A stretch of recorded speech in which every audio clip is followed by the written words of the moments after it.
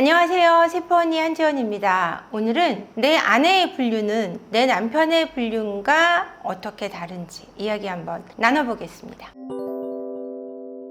제가 방송을 하면서 남편의 불륜에 대한 이야기를 많이 나누고 아내의 불륜에 대해서도 이야기를 드리는데요. 많은 분들이 저더러 바람은 남자만 피냐? 막 이런 댓글 많이 주시고, 아니 어떻게 부부 상담사가 어떻게 저렇게 남자에 대한 편견을 갖고 있냐, 이런 댓글을 많이 다시는데, 사실 그런 게 아니라 아내의 불륜도 제가 많이 이야기하고 남녀의 비율이 비슷하다는 얘기를 드려요. 그런 부분은 이제 잘라서 보시나 봐요.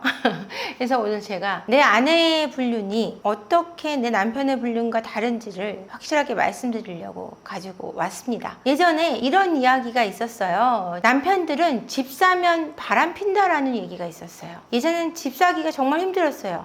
지금도 그렇죠. 집 사는 건 언제나 어느 시대나 힘이 듭니다. 집을 사기 위해 열심히 노력을 하다가 집을 딱 사고 나면 뭔가 긴장이 풀리는 거예요. 긴장이 풀리면서 나도 그래도 지금은 웬만큼 살게 됐어 라는 생각이 들면 남성분들이 중년이 되고 중년의 위기가 와서 바람을 피는 건데, 그때 당시는 그런 개념이 없다 보니까 집을 사면 바람을 피는구나, 뭔가 배부르니까 바람을 피는 거야, 이런 얘기들을 많이 하셨어요. 뭔가 여유가 생기고 나를 위해 뭔가 다시 남자로서 살 수 있는 기회를 찾고자 하는 건데 돈이 생기니까 바람을 피는 거야, 이렇게 생각을 하셨던 것 같아요. 남자들의 바람을 그렇게 보는 시각이 있었다면 아내들의 바람 어떻게 바라볼 것인가 생각을 하셔야 될 것 같아요. 아내들의 바람은요, 누구랑 바람을 피는지 보시면 돼요. 아내들의 바람은 제가 늘 말씀을 드리지만 내 남편보다 못한 사람하고 바람을 많이 핀다라는 거죠. 그 이유는 내 남편이 너무 바쁜 데 있습니다. 내 남편은 나하고 잘 대화해 주지 않아요. 그래서 아내분들이 항상 상담을 오시거나 말씀을 하시면 내 남편은 내 얘기를 못 알아들어요, 공감을 못 해요, 소시오패스예요, 나르시시스트예요, 이런 얘기 많이 하세요. 왜 그렇게 소시오패스가 많고 자기애성 성격장애자가 많은지 모르겠습니다. 아무리 많다고 해도 모든 분들의 남편분이 소시오패스일 수는 없잖아요. 이 공감을 못한다라고 느끼는 부분 물론 이해합니다. 근데 바쁘기 때문에 공감해 줄 수 있는 여유가 없는 분들이 더 많다라는 거죠. 그렇기 때문에 아내분들이 나를 공감해 주는 남자들을 찾는 거예요. 나를 이해한다고 느끼는 남자분들과 바람이 많이 납니다. 근데 이렇게 바람이 나는 데는 아내분들의 결핍이 바탕이 되고, 그 결핍에 따른 우울증과 더불어서 그 우울증이 왔다는 사실을 모르는 지독한 외로움과 더불어서 시작된다고 생각하시면 돼요. 그래서 돈이 많은 남자를 찾기보다는 나를 이해해주는, 내 마음을 만져주는 남자를 찾게 돼 있어서 나에게 수시로 연락을 줄 수 있는 남자를 찾습니다. 정말 나한테 관심이 있고 나를 궁금해주는 사람에 대한 바람을 갖게 됩니다. 그러다 보니 바쁜 내 남편 말고 바쁘지 않은 남자들과 교류를 갖게 되는데요. 여러분, 세상이 얼마나 바쁘고 힘듭니까? 돈을 버는 모퉁이 죽을 모퉁이라는 속담이 있어요. 그 정도로 바쁘고 힘들어야 먹고 살 수 있는 게 현대사회고, 예전도 그랬고요. 그렇게 다른 여자에게, 내 아내도 아니고 다른 남자의 여자에게 작업을 걸려면 얼마나 많은 문자를 보내고 카톡을 보내고 전화를 해야 되고 신경을 써야 할까요? 그렇게 수시로 연락을 하려면 그 남자 얼마나 한가해야 할까요? 바쁘게 밥 먹고 살면서, 바쁘게 일하면서 가능할까요? 거의 양아치거나 논페일 가능성이 굉장히 높습니다. 그러다 보니까 내 남편보다 못한 남자들을 아내분들은 많이 선택을 한다는 거죠. 이거 보시는 아내가 바람난 남편분들 아마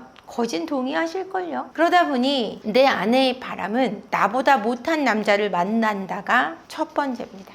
두 번째, 아내의 바람은 깊은 우울증과 관계가 깊다라는 핵심이 있고요. 세 번째, 아내의 바람은 가정에 더 큰 영향을 미친다라는 얘기를 해드리고 싶어요. 아이들의 무관심해지기 때문입니다. 남편의 바람은 아이를 케어할 수 있는 엄마가 있죠. 아빠 아빠들이 아이를 케어할 수 있는 한계가 있습니다. 엄마들은 남편이 바람이 나도 아이들을 케어할 수 있는 역량을 어느 정도까지는 그래도 항상 지키려고 노력을 하는 게 있고, 일을 안 하시는 분들이 그래도 꽤 있기 때문에 아이들과 보낼 수 있는 시간이 있어요. 근데 아빠들은 일을 하면서 바람이 난 아내를 대신하기에는 너무 힘들다라는 단점이 있죠. 그래서 저는 남편의 바람도 정말 큰 문제지만 아내의 바람일 때 가정에 더 큰 영향을 미친다고 생각을 하고 있습니다.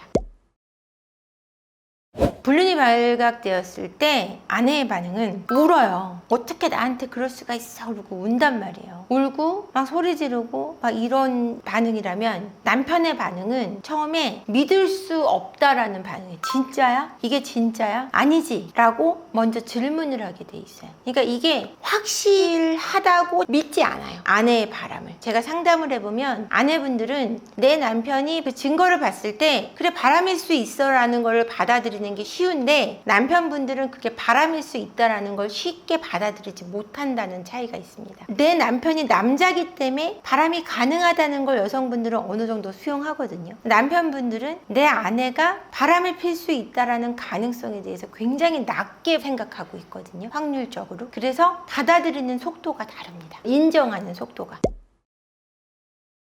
유책 배우자들이 가정으로 복귀할 때 남편분들 같은 경우는 그 상대 배우자가 남자를 싫다 그래요. 유책 배우자가 그 여자가 끝까지 좋아요. 그러면 잘 포기를 안 해요. 그 여자를 끝까지 설득한다든가 쫓아간다든가 뭐 이런 행동을 멈추지 않아요. 아내들의 외도는 그 상대가 싫다고 얘기를 해요. 그러면 쫓아가서 매달린다거나 해봐도 싫다 그래요. 그러면은 가정으로 돌아올 확률이 커요. 회복이 빨리 돼요. 근데 남자들은 회복이 잘 안 돼요. 그쪽에서 싫다 그런다고 해도. 내가 좋으면 끝까지 밀고 나가는 게 있고요. 여자들은 상대방이 날 싫다 그런다 그러면 가정으로 복귀를 빨리 한다는 거죠. 관계를 끝내게 하기가 훨씬 쉬워요, 아내의 바람이. 근데 또 이런 게 있어요. 이 회복하는 과정에서 남편들은 내가 저쪽 그 상대 배우자가 싫어요. 그러면 빨리 돌아오겠죠. 내가 싫을 때, 유책 배우자분이 그 상간녀가 싫을 때는. 근데 여자분들이 상간자가 싫어요. 근데 그 상간자가 매달려요. 그럼 또 끝내기가 어렵다라는. 제가 상담을 해보면 실제로 상간을 하고 계신 분들, 바람을 피는 분들도 저한테 상담을 하세요. 여러분 놀라시겠지만, 그래서 어떤 여자분이 바람을 피고 있었는데 들켰는데 그 상간자가 자기 남편한테 얘기를 했다라는 거죠. 근데 그분이 진짜 궁금했던 건 그 상간자가 내 남편에게 얘기한 의도, 날 많이 좋아해서 그런 거 아니냐, 그 남자가 날 좋아하는 게 맞냐 안 맞냐를 저한테 물어보고 싶어 했던 거예요. 그 남자랑 끝내고 싶은 게 아니라 그 남자의 사랑을 확인받고 싶어서 저한테 상담 전화를 하는 거예요. 여자들의 바람은 이 남자의 사랑이 진심이냐 아니냐가 굉장히 중요하다는 거죠. 근데 이 남편들의 바람은 내가 이 여자가 좋냐 안 좋냐가 되게 중요해요. 이렇게 차이가 있다고 보시면 돼요.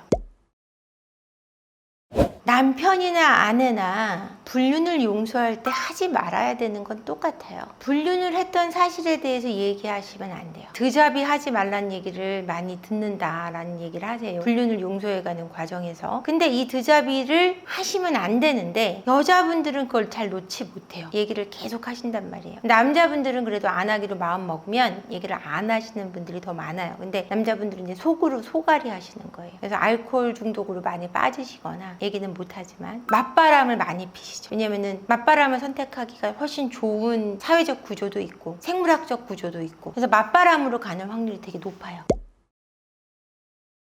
아내분들이 바람이 나면, 예전에 이런 말이 있어요. 여자가 바람이 나면 한복을 입잖아요. 저고리 옷섬을 이렇게 아이가 잡고 자잖아요. 그러면 저고리를 이렇게 옷섬을 가위로 자르고 도망 나간다는 얘기가 있어요. 그러니까 아이도 눈에 보이지 않는다는 얘기예요. 그만큼 아이에 대해서 신경을 놓는다는 얘기예요. 남자가 바람이 나면 애들에 대해서 신경 안 쓰는 거 굉장히 당연한 수순인 것 같긴 해요. 그래도 엄마가 있기 때문에 아이들은 엄마가 훨씬 중요할 수밖에 없고, 사람이 태어나서 죽을 때까지 가장 바라는 거는 엄마가 행복한 거거든요. 엄마의 미소거든요. 아빠의 인정이고, 웃는 엄마를 볼 수 없다는 건 아이들한테 가장 끔찍한 형벌이에요. 그런 엄마가 옷섬을 끊어놓고, 저고리 옷섬을 끊어놓고 집을 나간단 말이에요. 아이들은 세상이 텅 빈 공허한 가운데 자라요. 그러면 그 공허한 마음으로 평생 죽는 그 순간까지 살아야 된다고 생각하시면 돼요. 그 영향이 얼마나 크냐, 그건 제가 이렇게 말문이 막힐 만큼 만큼 지금이라도 왈칵 제가 눈물을 쏟을 만큼 그만큼의 고통이라고 생각하시면 돼요. 그런 아이들을 생각하면 저는 지금 당장 0.1초 내라도 눈물이 막 쏟아져 나올 것 같거든요. 아이들에게 미치는 영향은 정말